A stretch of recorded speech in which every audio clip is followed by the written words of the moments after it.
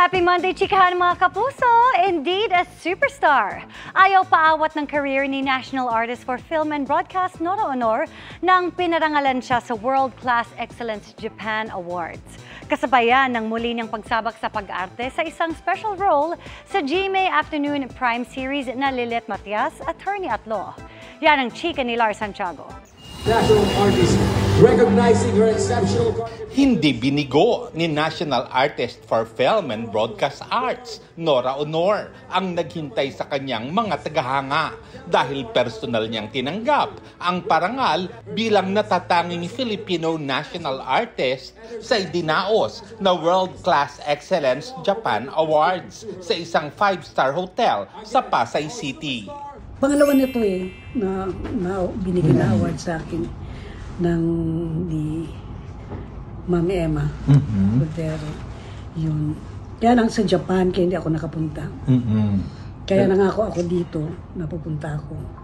Timing naman na sa pagtanggap ni Ate Guy ng award ay week din ng paglabas niya para sa kanyang special participation sa top-rating GMA Afternoon Prime Series na Lilet Matias, Attorney at Law. Excited si Ate Guy sa muli nilang pagsasama ni Joe Berry sa isang acting project.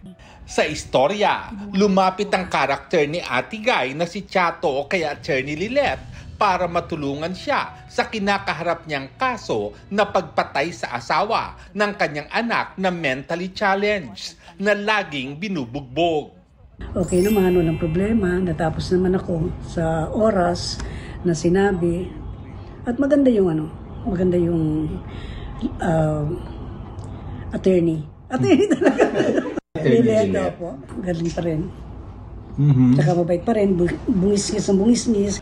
Bukod sa Lilet Matias, proud din si Ate Guy na isa ang pelikula nila ni Bianca Umali na mananambal sa mga itinanghal sa Jinseo Arigato International Film Festival sa Japan kamakailan.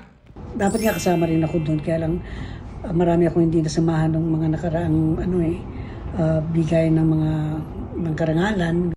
Patuloy ang pagdating ng mga alok sa superstar para sa mga pelikula. Pinag-iisipan pa kung anong istorya yung babagay. Maingat daw si Ate Guy sa pagtanggap ng projects dahil gusto rin niyang ingatan ang kanyang health. Okay naman ako.